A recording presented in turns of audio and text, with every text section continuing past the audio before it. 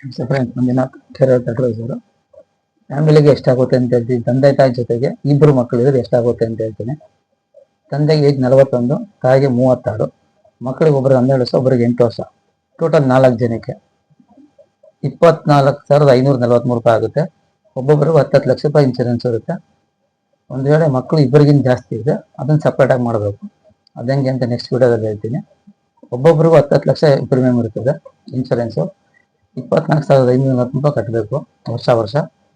ಈ full amount present ನಿಮ್ಗೆ ಕಟ್ಟೋಕ್ಕಾಗಲ್ಲ ಅಂದರೆ 30% ಡೌನ್ ಪೇಮೆಂಟ್ ಮಾಡಿದ್ರೆ ಬ್ಯಾಲೆನ್ಸು 4 ಅಥವಾ 6 EMI ಬರುತ್ತೆ, ಕಟ್ಕೊಂಡು ಹೋಗ್ಬೋದು.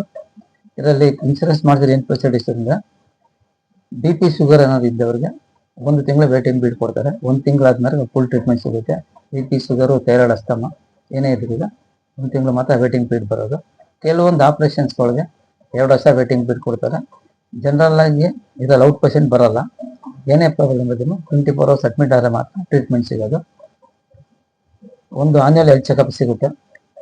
ವರ್ಷ ರಿನ್ಯೂವಲ್ ಮಾಡೋ ಟೈಮಲ್ಲಿ 10 ಲಕ್ಷಕ್ಕೆ 10 ಲಕ್ಷ ರೂಪಾಯಿ ಬೋನಸ್ ಸಿಗುತ್ತೆ.